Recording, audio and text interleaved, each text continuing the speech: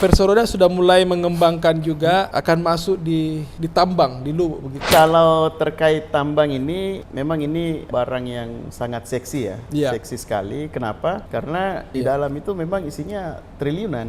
Oh, Triliunan. Nah, kalau ini bisa dikelola oleh Perseroda, tentu manfaatnya akan ke Sulawesi Selatan semua. Kalau dikelola oleh Vale, Iya. ya tentu yang diterima oleh Sulsel hanya sekian persen aja, hanya pajak-pajaknya saja. apa yang dilakukan supaya untuk 2024 ini tidak gagal lagi?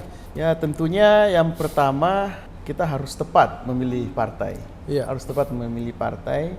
Saya ada di Partai Golkar, partai Iya. besar di Sulawesi Selatan. Oke. Di situ persaingannya luar biasa.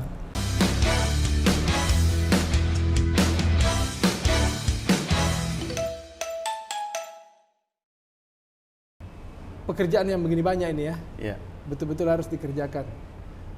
Butuh waktu yang besar, luas waktunya ini Iya. dikerjakan. Sahabat Uki, saya sedang bersama dengan Direktur Utama Perseroda Sulsel, Bapak Yasir Mahmud. Masih muda, umur 39 tahun. Alhamdulillah 39 tahun. 39, masih muda sekali. Tapi memimpin satu perusahaan daerah yang melingkupi Sulawesi Selatan, Perseroda. Pak Dirut, selamat datang di Studio Oke. Ya, Kak, oke. Sehat Makasih. selalu. Makasih atas undangannya. Pak Dirut, ini banyak orang yang bertanya-tanya ini. Itu Perseroda itu apa sih? Apakah ada hubungannya dengan semen 3 roda? Atau roda apa ini? Mungkin bisa dijelaskan ini dan apa manfaatnya bagi Sulawesi Selatan? Kira-kira begitu. Ya. Terima kasih. Saya panggil Kak Uki ya. Oke, boleh. Ya. Jadi Perseroda itu perseroan daerah, tentunya sebagai perseroan bekerja, kemudian kami semua yang ada di dalam ini berusaha memaksimalkan potensi-potensi apa yang ada di Sulawesi Selatan, tentunya hasilnya untuk meningkatkan PAD Sulawesi Selatan. Oke. Ya, melalui setoran dividen tiap tahun. Ya. Ya. Apa aja yang dikerjakan Perseroda ini selama ini? Kalau sekarang ini ada cukup banyak bidang usaha yang dikerjakan di Perseroda. Sebenarnya Perseroda ini kita namanya PT Sulsel Citra Indonesia. Oke. Ya, bidang usahanya ada hotel, kemudian ada properti, kemudian ada limbah B3. Terus terbaru, alhamdulillah kami mendapat kepercayaan sebagai operator kereta api.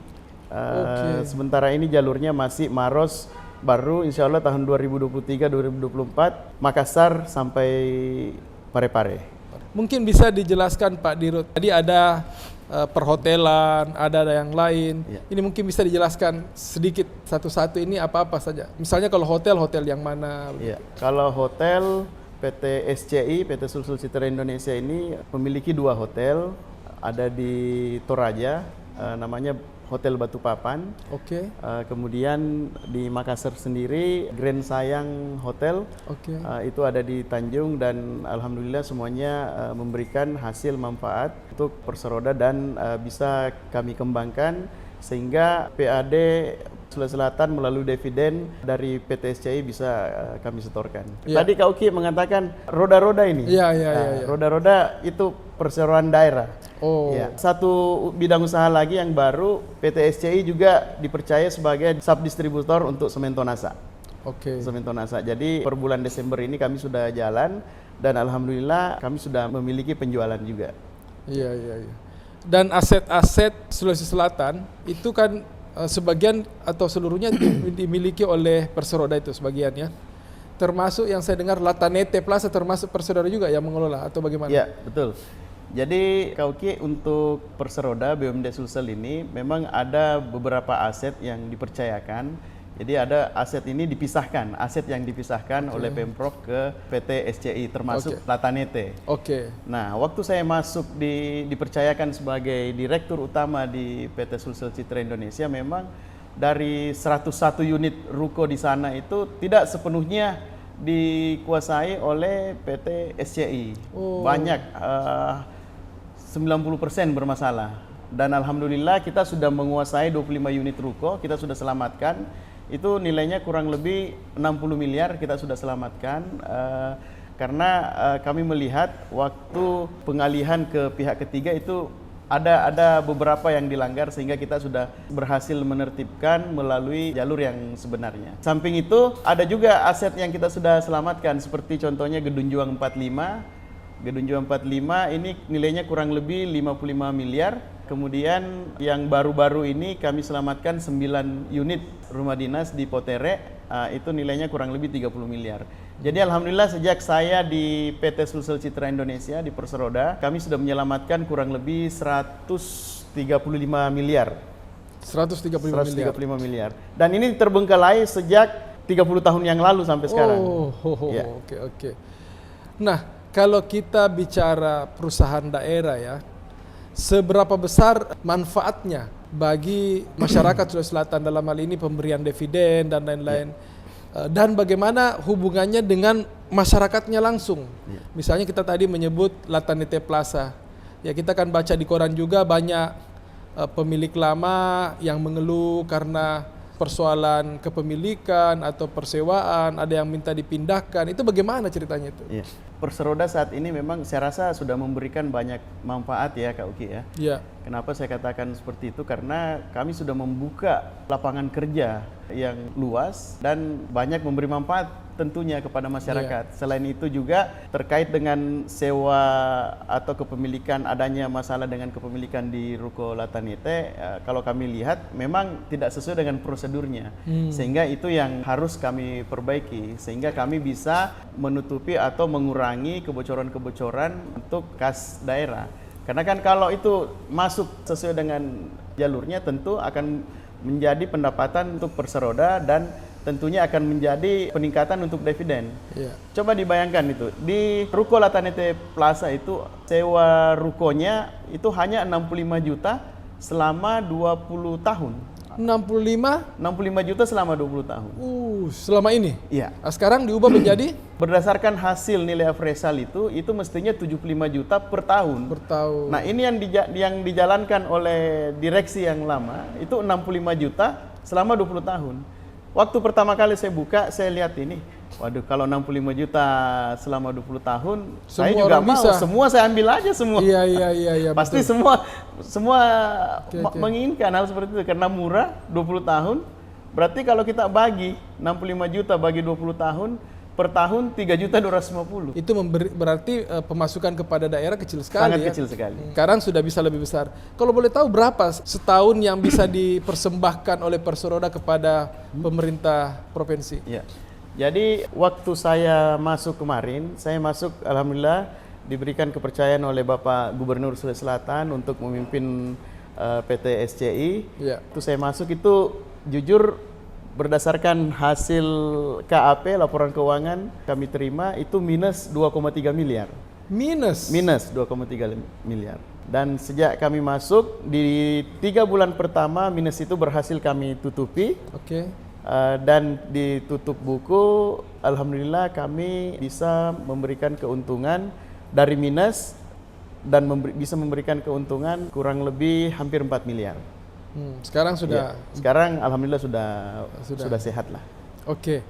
Sahabat Tuki, Pak Yasir dengan umur 39 tahun mengelola satu perusahaan daerah yang cukup besar dan alhamdulillah saat ini sudah memberikan dividen miliaran, 4 miliar ya? Kepada pemerintah daerah. Saya dengar juga Perseroda sudah mulai mengembangkan juga akan masuk di tambang, di Lubuk begitu. Kenapa masuk di tambang seperti itu atau apa penjelasannya kira-kira? Kalau terkait tambang ini memang ini barang yang sangat seksi ya. Seksi sekali. Kenapa? Karena menurut info dari orang Vale sendiri di dalam itu memang isinya triliunan. Triliunan. Nah, kalau ini bisa dikelola oleh Perseroda, PT Sulsel Citra Indonesia, tentu manfaatnya akan ke Sulawesi Selatan semua. Karena kami adalah BUMD Sulsel. Kalau dikelola oleh contohnya sekarang Vale, ya tentu yang diterima oleh Sulsel hanya sekian persen aja, hanya pajak-pajaknya saja. Kalau kami yang mengelola, tentu pajaknya pokoknya semuanya pasti akan dirasakan oleh masyarakat Sulawesi Selatan. Kami juga merasa yakin dan sangat bisa untuk mengelola lahan ex Vale di Luhut Timur, samping sesuai dengan aturan bahwa kalau memang BUMN atau BUMD tidak ada yang berminat maka akan dilelang. Tapi kan ini kami sebagai BUMD insya Allah siap dan sanggup untuk mengelola itu. Ya tentunya untuk memberikan nilai manfaat yang luar biasa juga untuk masyarakat Sulawesi Selatan. Iya, Pak Yasir, tapi kan mengelola bisnis tambang ini butuh modal yang besar, padat modal gitu, dan skill. Apa itu sudah disiapkan modalnya, skill yang akan mengerjakan? Bagaimana itu? Tidak gampang juga saya kira itu. Iya. Saya rasa di Sulawesi Selatan ini banyak sekali putra-putra daerah yang paham dengan yang memiliki ilmu tentang pertambangan. Oke. Ya tentu itu nanti yang akan kita maksimalkan. Terkait juga dengan modal, di Sulawesi Selatan ini juga masih banyak, bahkan banyak sekali putra-putra daerah pengusaha Sulawesi Selatan yang sudah berkelas nasional bahkan berkelas internasional yang bisa dan siap untuk jalan bergandengan tangan dengan Perseroda untuk sama-sama membesarkan, sama-sama mengelola tambang di Luwu Timur. Ya, jadi kita belum membuka pintu untuk pengusaha di luar Sulawesi Selatan, tapi kami maksimalkan pengusaha lokal Sulawesi Selatan, putra daerah, mulai dari SDM-nya, pokoknya semuanya kita maksimalkan dari putra daerah Sulawesi Selatan. Sahabat UKI, keberpihakan kepada pemerintah daerah saya kira mutlak diperlukan dari Perseroda yang memang perusahaan yang didirikan oleh pemerintah daerah. Tetapi kan Pak Yasir, seperti yang saya sampaikan tadi, apakah dukungan dari pemerintah daerah dan masyarakat terhadap Perseroda ini full mendukung atau ada hambatan-hambatan dalam menjalankan perusahaan yang begini besar dan sampai ke Tuhan dengan masyarakat umum? Untuk dukungan dari Pemprov sendiri, alhamdulillah Pak Gubernur sangat mensupport untuk PT Sulsel Citra Indonesia. Jadi kalau ada peluang bisnis juga yang masuk, pasti Pak Gubernur selalu mengusulkan PT SCI yang masuk. Ayo kelola itu. Ya memang kami sangat terkendala. Kenapa? Karena sejak tahun 2009-2010 Perseroda ini memang tidak pernah mendapatkan penyertaan modal berupa dana segar. Memang nggak pernah. Jadi Perseroda hanya mendapatkan aset. Nah, aset inilah yang kami kembangkan sehingga bisa memberikan manfaat, bisa tambahan dividen. Oke. Ya. Jadi seperti itu ya. Coba kita lihat tadi pekerjaannya. Nah, ini. Selain di PT Sulsel Citra Indonesia Perseroda, pengalaman kerja yang lain adalah Direktur CV TS Leader Group, Direktur Utama, dan beberapa perusahaan ini ya. Iya. Ini masih jalan semua ini ya? Alhamdulillah masih jalan semua. Oh ini. Ya. Yang PT Kokoh Kuat Terpercaya. Itu bagaimana itu? Bisa diceritakan ini PT sedikit? Kokoh Kuat Terpercaya sudah kokoh, kuat, terpercaya lagi. Ini apa ini? Bidang bisnisnya apa ini? Ini bidang bisnisnya distributor semen Tonasa. Oke. Ya, ini kebetulan untuk Sulawesi Selatan, distributor terbesar di Sulawesi Selatan dan distributor terbesar ketiga secara nasional. Iya. Ya, untuk semen Tonasa. Iya, ini kan beberapa perusahaan di Sulawesi Selatan juga ya. Soal konflik interest ya dengan Perseroda sendiri apa? Bisa dihindari itu? Alhamdulillah tidak ada konflik of interest dalam. Tidak ada konflik. Iya. Itu berarti harus dijaga memang apa idealismenya di situ ya, sebagai perusahaan. Sahabat UKI, dalam catatan saya sebagai pengusaha Pak Yasir memang sudah jatuh bangun. Kita juga pernah mendengarkan suatu ketika perusahaan tak disangka gitu ya. Betul. Sempat naik di koran beberapa kali persoalan dipilotkan atau di bagaimana. Ini juga mungkin kita perlu dengarkan langsung dari Pak Yasir sehingga bisa clear lah begitu. Bagaimana Pak Yasir?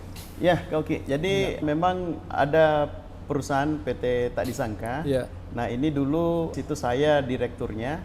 Tapi di tahun 2014 waktu itu kan saya masuk caleg DPR RI waktu itu. Kemudian untuk menghindari kesibukan, maka perusahaan ini dipegang oleh keponakan saya. Jadi makanya saya melepaskan saham dan posisi semuanya saya lepaskan di situ dan dikelola oleh keponakan saya. Nah, pada saat dikelola oleh keponakan selama 2 tahun, 2013, 14 sampai 2015, ternyata di dalamnya ini ada mulai dari manajer, bagian kolektor, penagihan itu dan pemasaran itu kerjasama. Kerjasama. Misalkan nih, si A memberikan barang ke toko ini di Kabupaten Sidrap misalkan. Iya. Nah, dalam pembukuan itu tertulis hutangnya masih ada 1 miliar.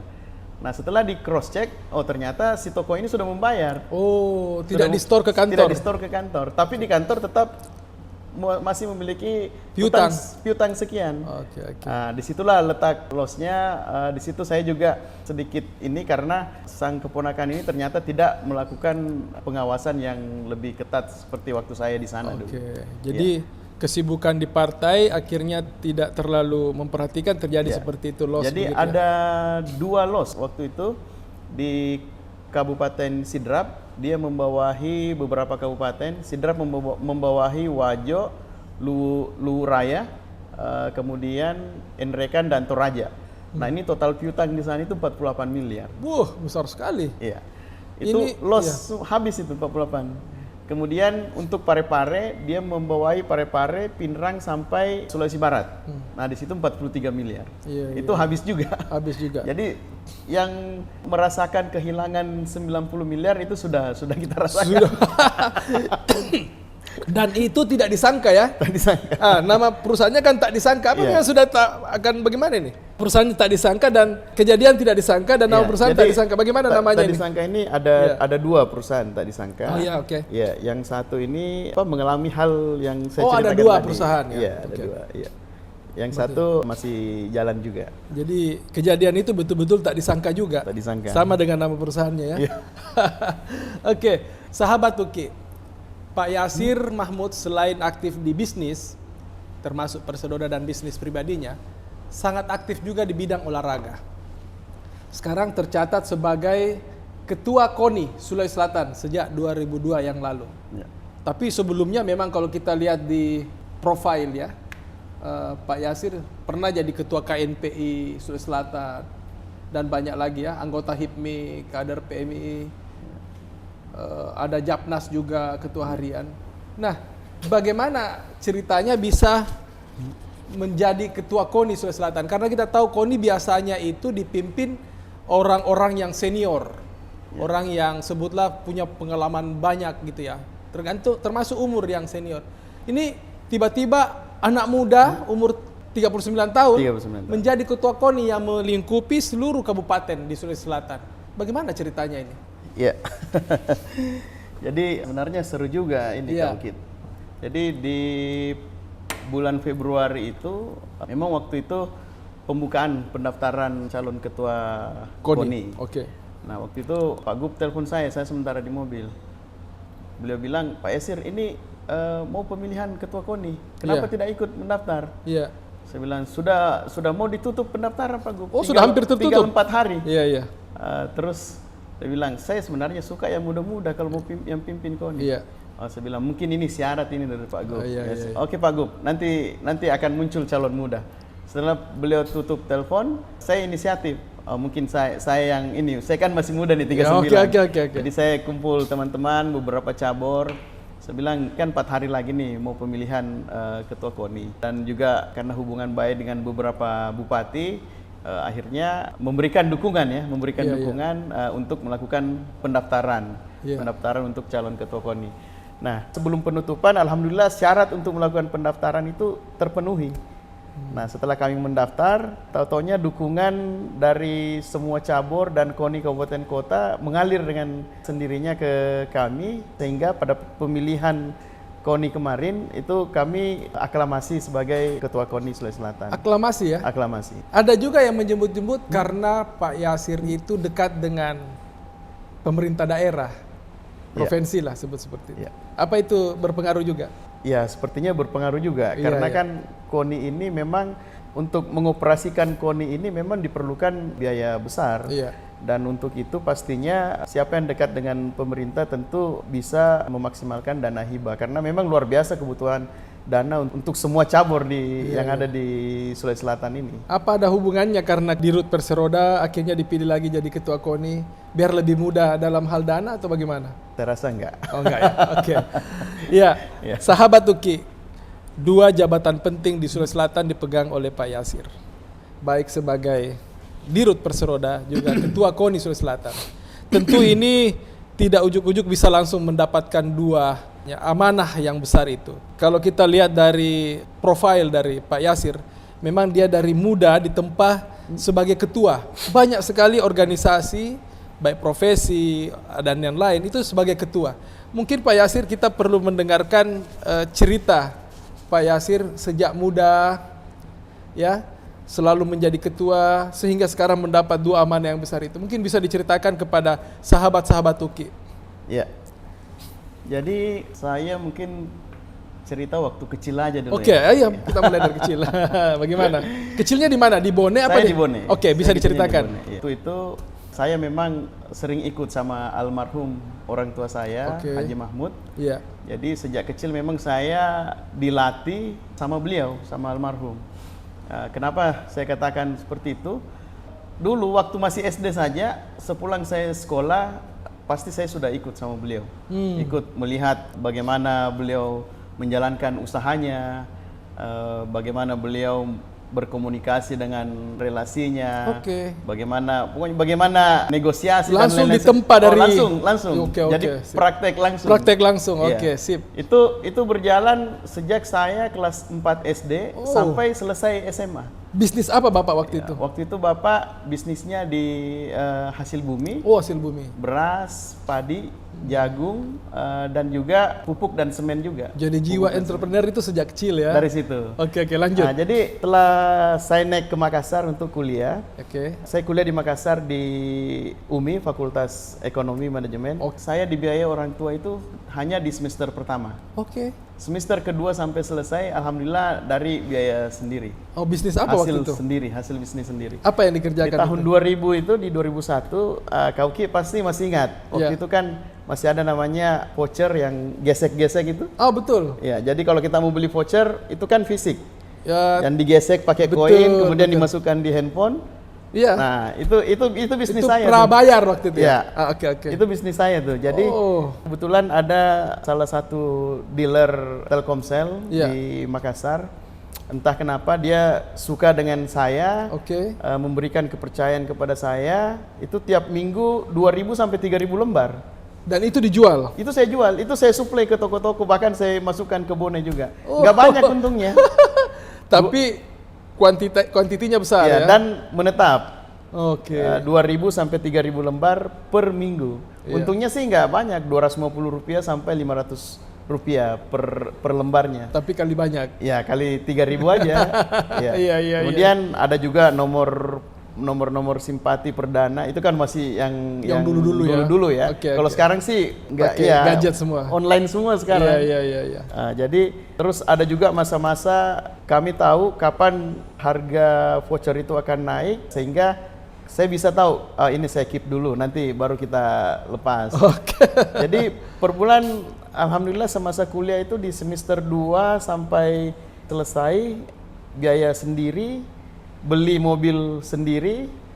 Anak kuliahan di semester 4 pakai mobil Nissan Terrano waktu itu. Wah, keren itu. Dari hasil bisnis sendiri? Hasil sendiri. Oh, hebat. Kemudian jual handphone juga, jual beli handphone bekas. Itu saya lakukan juga. Pakai outlet juga? Oh enggak, justru saya pakai Harian Fajar. Oh, jadi, jual beli di situ? Jual beli. Saya pakai 2 handphone. Oke. Satu handphone untuk menjual, satu handphone untuk membeli. Nah itu kan ada tuh iklan baris di Harian Fajar. Nah itu tiap hari tuh. Di tahun 2001 sampai 2004 tiap hari saya jadi pelanggan tetapnya tuh. Jadi jual beli handphone, termasuk kartu perdana, kartu apa namanya?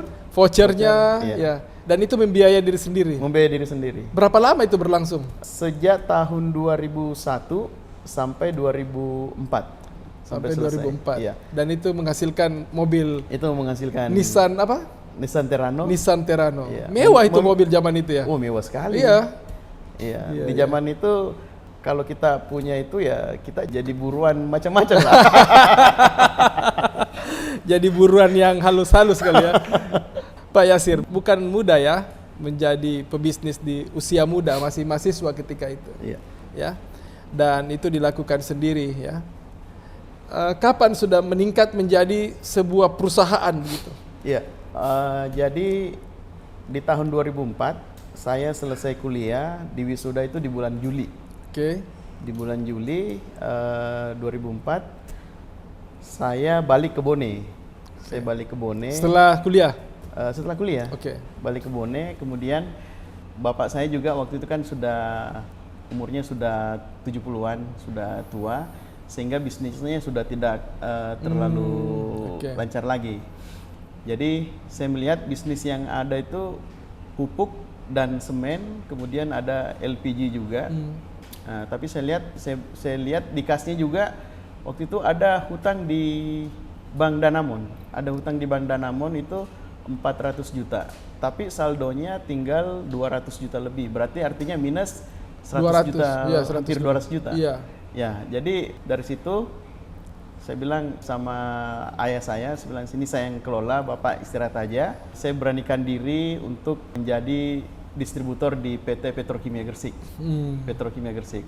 Di tahun 2004 saya mengajukan sebelum saya mengajukan memang saya ketemu dengan orang Petro, beliau sampaikan ini Petrokimia cari distributor di Bone, tapi belum ada yang memenuhi syarat. Ya alhamdulillah, meskipun modal minus tapi ditunjang dengan fasilitas gudang dan armada. Nah berdasarkan itulah saya mengajukan diri untuk jadi distributor.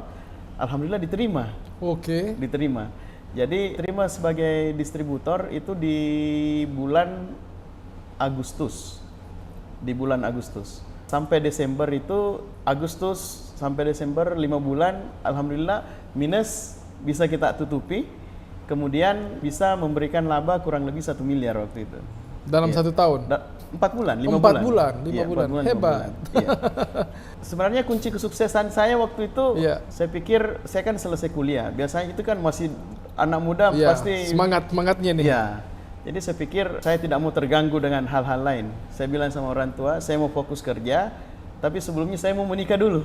Oh, jadi menikah dulu baru aktif? Menikah dulu, jadi bulan September 2004, alhamdulillah saya dipertemukan dengan istri saya. Beliau yang selalu mensupport, akhirnya semuanya bisa berjalan dengan lancar. Iya. Waktu itu mau terjun kembali ke bisnisnya orang tua, itu memang saudara-saudara lain atau bagaimana? Ada juga yang terlibat atau bagaimana? Saudara-saudara lain itu waktu itu sudah sibuk dengan urusan tidak ada lagi yang membantu orang tua dalam bisnisnya. Betul. Ya. Jadi, karena saya anak bungsu. Oh, anak bungsu. Dari berapa bersaudara itu? Dari 7 bersaudara. Oh, 7 dari anak terakhir dari 7. Semuanya sebenarnya sudah diberikan kesempatan untuk mengelola bisnis, tapi mungkin tidak cocok sehingga kembali lagi ke orang tua, diberikan lagi ke anak yang kedua, seperti itu lagi, ketiga, dan alhamdulillah mungkin cocoknya sama saya. Dan mungkin itu, karena itu tadi ditempa dari kecil dari sampai kecil ya. Oke. Ya, Pak Yasir, tadi disinggung soal dukungan dari istri ya. Iya. Itu pertemuan pertama dengan istrinya. Istri dari berapa anak ini, Pak? 3 anak. Alhamdulillah. Ya? Ketemunya di mana ini? Jadi langsung mau menikah dulu, baru kerja perusahaannya orang tua. Iya. Bagaimana awal pertemuan dengan, mungkin banyak yang mau tahu juga ini. Jadi sebelum saya menikah, saya sudah kenal 4 tahun sebelumnya.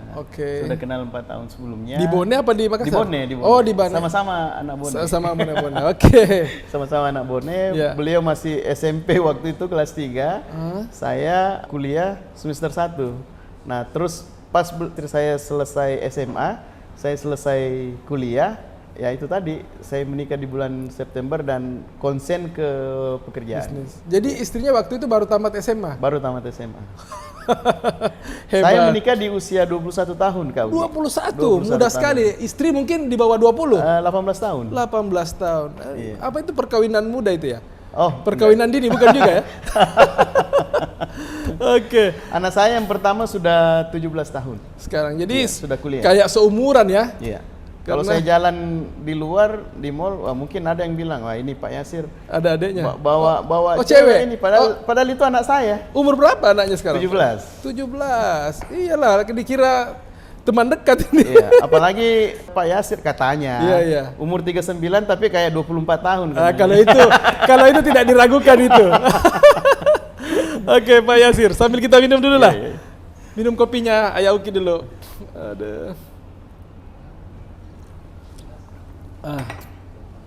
Pak Yasir, ini kan sebagai ketua KONI kan membawahi termasuk cabang olahraga bola. Iya. Kita mau tahu sedikit pandangannya Pak Yasir terhadap PSM sudah mulai lagi berlaga kembali. Iya. Bagaimana melihat PSM ini? Iya. Kalau saya lihat PSM sekarang ini cukup bagus ya, Kak Uki ya. Pengelolaan yang sangat bagus sekarang ini pastinya, karena kelihatan dari prestasi. Iya. Ya, jadi ke depan harapan saya untuk PSM terus ditingkatkan, semuanya ditingkatkan. Ya mungkin tinggal di Sulawesi Selatan ini tinggal stadionnya aja lagi mungkin. Iya. Iya. Ya. Ya, selain stadion, mereka juga butuh perhatian. Ini kan Pak Yasir sebagai Dirut Perseroda, kemudian sebagai Ketua KONI, mereka itu butuh perhatian. Apa kira-kira yang bisa diberikan kepada mereka ini?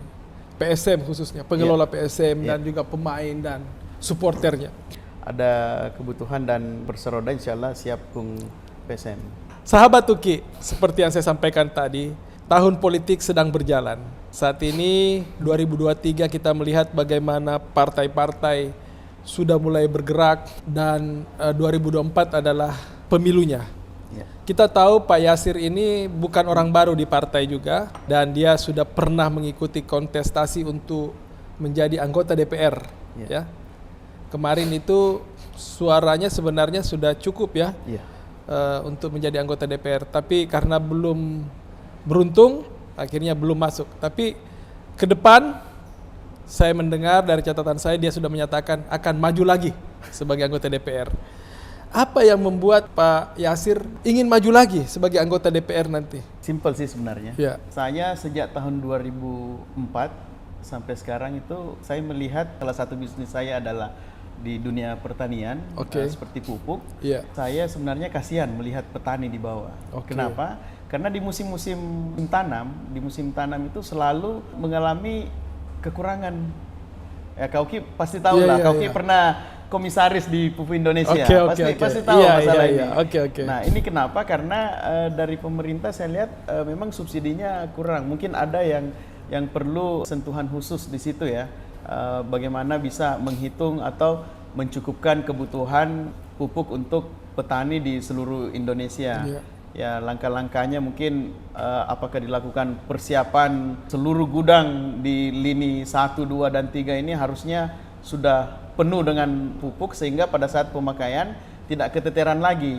Karena kalau sekarang ini kami melihat pada saat musim pupuk petani membutuhkan pupuk, alasan dari distributor, produsen katanya masih dalam pengiriman. Tapi kalau itu tersedia sebelum musim tanam, ini akan memudahkan. Mulai dari kios di kecamatan, desa, kabupaten, provinsi sampai di pabriknya, saya rasa itu bisa teratasi. Iya, karena kan kalau Pak Yasir ini kan Sulsel 2 ya? Sulsel 2. Jadi Bone dan sekitarnya itu. Iya, betul. Dan itu memang kebanyakan para petani. Iya. Dan yang bisa mengusulkan itu memang dari DPR RI. Bukan kabupaten, bukan provinsi, tapi memang di pusat. Dan kalau menjadi anggota DPR yang membidangi itu berarti di Komisi 4 ya? Iya, di Komisi 4 atau di Komisi 6. Atau Komisi 6 ya, dua itu ya. Jadi ya bagaimana kita bisa berbuat untuk masyarakat banyak. Masyarakat banyak kan petani-petani ini kan seperti kita ketahui, apalagi di Sulawesi Selatan ini hampir ya 70% lah yang petani yang menggunakan pupuk. Iya. Kalau dari segi persiapan, ini kan supaya tidak seperti yang lalu, pemilu yang lalu, sebutlah gagal begitu ya. Apa yang dilakukan supaya untuk 2024 ini tidak gagal lagi?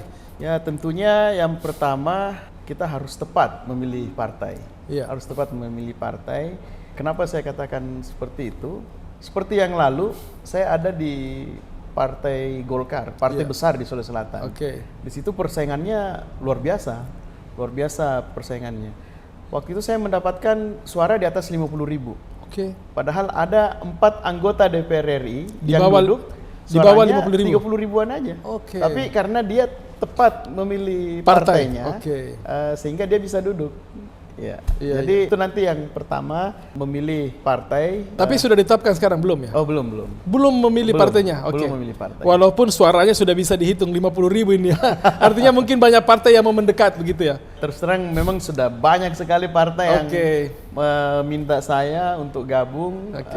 Tapi tentu ini juga bukan saya sendiri yang memutuskan, tapi ada teman saya pastinya, ya Kak Ukip tahulah. Iya, Pasti iya. nanti saya minta pandangannya dulu bagaimana saya masuk di sini. Ya kalau Iya. beliau sudah bilang oke, Mentornya itu. ada mentornya. Boleh tahu enggak siapa mentornya ini? Ya. Boleh tahu enggak siapa mentornya? Karena Perlu disebutkan. ya terserah. Sambil diminum. Aduh. Iya Pak Yasir, bisa dilanjut tadi yang pemilihan daerah, wilayah, Sulsel 2, kemudian partai sudah ditetapkan juga, mungkin nanti ditetapkan di partai mana ya. Iya. Nah, orang bilang bahwa persiapan untuk DPR ya bukan hanya sekedar turun ke lapangan, tapi kesiapan dalam hal kosnya, biaya. Ya. Itu sudah disiapkan juga itu. Ya, alhamdulillah sudah siap. Sudah siap juga ya. Kami siap. Ya. Itu sekitar berapa sih sebenarnya kalau untuk DPR pusat itu? Kita harus siapkan berapa sebenarnya itu? Ya, rahasia dulu. Oh, rahasia. Soalnya kalau ketahuan nanti pada siap-siap juga semua ya. Oke Pak Yasir, kesibukan Pak Yasir ini kan cukup banyak. Selain perusahaan, ketua KONI. Nah, bagaimana menjaga kebugaran tubuh ini? Saya lihat Pak Yasir ya terus terang sudah mulai kegemukan ini kelihatannya. Ya, Ini. betul. Bagaimana menjaga supaya lebih fit lagi? Ya. Kan umurnya sekarang walaupun 39, tapi orang melihat kayak 27. Bagaimana ini mengatur supaya tidak kegemukan begini nih? Atau banyak yang suka kalau agak gemuk-gemuk dikit. Bagaimana nih? Jadi ya terus ya ini memang naik kau. Ya, Dulu saya sering olahraganya jalan pagi aja. Oh, jalan Jadi pagi. saya ada aplikasi, pokoknya 10.000 langkah tiap hari. 10.000. 10.000 langkah Ini tiap kalau hari. bicara 10.000 langkah, ini mengingatkan saya dengan komisaris utama saya dulu di Pupuk juga, di Pupuk Oh, iya. Indonesia. Mantan Menteri Pertanian itu, dia selalu ada hitungannya, langkahnya. Jadi biar kita sementara rapat, dia bisa keluar sambil berjalan hanya untuk mencukupkan 10.000 langkah. Iya. Ah, itu ya. Jadi kalau Oke. saya kemarin saya sama istri Iya. tiap pagi itu jalan ya di kompleks dekat rumah aja. Oke. Tiap pagi jalan itu kurang lebih 1 jam. Oke. Itu kita bisa dapat 10.000 langkah. 1 jam. Iya. Oke. Kalau itu kita bisa lakukan, makan juga bebas. Kita mau makan Oke. seperti apapun, sebanyak apapun ya bebas. Oke, oke. Tapi sekarang ini karena kesibukan ya paling tinggal 1-2 kali aja seminggu. Iya, iya. Bisa. Selain jalan, apa? Saya ada main badminton sama teman-teman, Badminton, sama ya. Karyawan juga kami main badminton. Badminton ya, Iya. jadi 2 itu. Saya lihat di sini hobinya juga membaca. Ya. Kalau boleh tahu bacaannya apa aja nih? Ya, Bacaannya apa yang dibaca? baca Quran saja. Baca Al-Quran. Nah, itu 2 kali lipat itu amalnya itu membaca itu ya. Nah ini kalau gini, Iya. Hmm. ini kan ada nih pusaka nih. Ah, oke. Ah, Saya- bagaimana itu? Saya juga ini kolektor ini. Oh, ini kolektor benda ini. pusaka. Iya. Apa itu Jadi, pusakanya? ya banyak di Sulawesi Selatan ini kan terkenal sebagai 3 kerajaan besar di Sulawesi Selatan ini. Oke. Goa, Bone, dan Luwu. Oke. Nah, beberapa tahun lalu saya lihat banyak kolektor-kolektor benda pusaka yang masuk ke Sulawesi Selatan, membeli nih pusaka-pusaka kita, Oh, kemudian dibawa membawa keluar, bahkan oke. dibawa ke Malaysia. Oke. Nah, itu ada beberapa yang sebelum mereka beli itu saya selamatkan dan alhamdulillah saya simpan dan saya rawat di rumah. Bikin museum juga. Ada musim kecil. Ini benda pusaka, saya pernah dengar ada benda pusaka keris ya, Ya. yang bisa berdiri sendiri. Ada? Iya. Punya? Di rumah ada. Di Bisa rumah berdiri ada. sendiri? Bisa berdiri sendiri. Bukan berdiri sendiri, kita berdirikan. Ya. eh, Dan dia tidak jatuh. Dan dia tidak jatuh. Kalau dia berdiri sendiri artinya dia sementara Tidur disimpan gitu, dan berdiri. dia bangun sendiri. Dan bisa jalan sendiri. Ada enggak yang begitu? Nggak Itu ada lebih hebat begitu. lagi. Ini memang ada teknik khusus. Iya. Jadi keris ini sebenarnya seimbang ya, diseimbangkan berdiri meskipun ditiup angin atau seperti apa dia Dia nggak tetap jatuh. berdiri? Dia tetap berdiri. Oh. Iya. Perlu kita lihat sekali-sekali itu. Boleh. Iya, iya. Ini juga penggemar ikan koi. Oh, Bagaimana ceritanya masuk ikan koi lagi nih? Kalau ikan koi ini hobi paling terakhir saya. Oh. Ya, saya datangkan ikan koi dari Jepang Kak Ogi. Oke. Ikut lelang di sana. Oke. Kenapa saya suka ikan koi? Saya suka dengan Warna-warninya. bodinya, Oke. warnanya. Oke. Kalau meliuk di kolam itu wah enak sekali kelihatan. Oh. Apalagi pada saat kita memberi makan, waduh. Kalau ada pening-pening sedikit bisa kembali segar. Emang sering pening ya? Ya, Sering sedikit, pening sedikit. Oh, pening sedikit. Kalau pening besar nggak pernah? Alhamdulillah tidak. Alhamdulillah. Kolektor batu mulia ini yang di tangan ini apa nih? Ini hasilnya, kolektor batu Ya, mulia. ini salah satu koleksi. Ini jenis saya. apa ini ya? Ini paparazzi. Apa coba lihat? Paparazzi itu apa? Iya. Apa itu bisa dijelaskan sedikit ini? Saya nggak tahu malah ini apa ini. Apa ini paparazzi ini? Kelebihannya? Kelebihannya ya sebenarnya sih cuma cantik aja dan langka. Ini langka. Oh, mahal dong. Katanya sih mahal. Berapa sih harga begini? Dulu beli 500. 500 juta. Iya. Dan ini sudah ditawar 1,3 kemarin. Belum dilepas. Belum. Kalau saya sudah lepas ini. Bisa beli mobil mewah. Soalnya jarang yang seperti ini. Oke. Yang di atas 12 karat jarang. Oh, ini ada karatnya iya, juga. Ini 12,88 karat. Tapi kalau saya lihat, kalau kita nggak tahu ini ya, kelebihan dari batu mulia ini seperti biasa-biasa saja, nggak ada. Iya. Kecantikan memang cantik sekali kelihatan. Oh, begitu ya, 1,3 Iya. dan tidak dilepas. Soalnya susah carinya. Susah carinya. Iya. Sahabat Uki, batu mulia ini tadi disebutkan 1,3.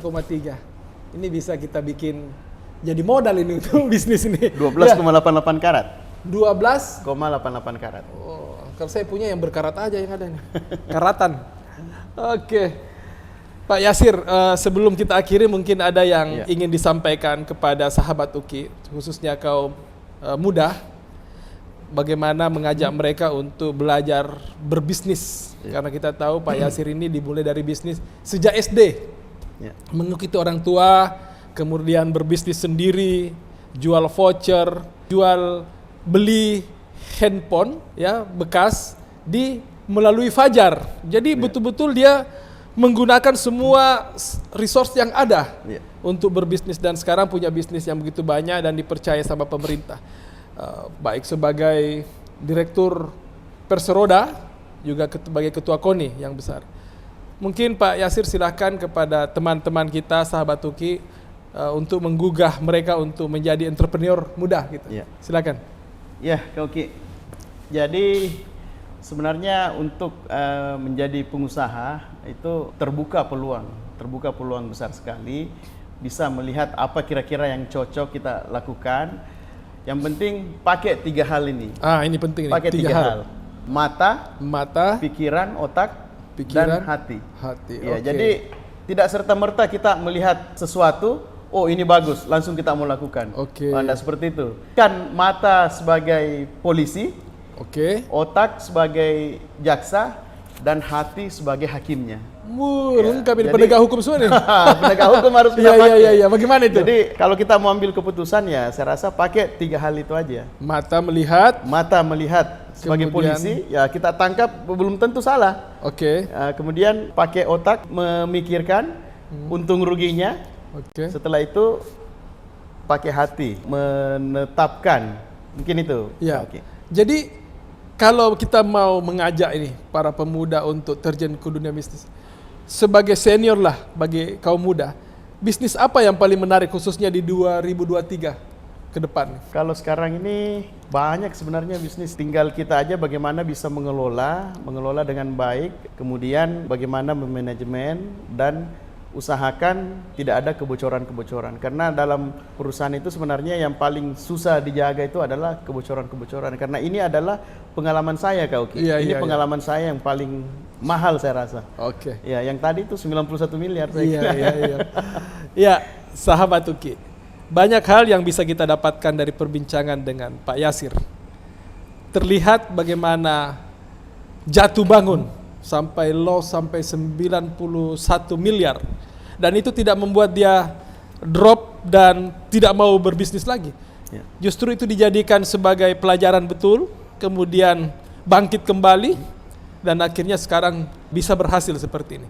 Terima kasih Pak Yasir atas bincang-bincang dan pemberian ilmu kepada sahabat-sahabat Uki.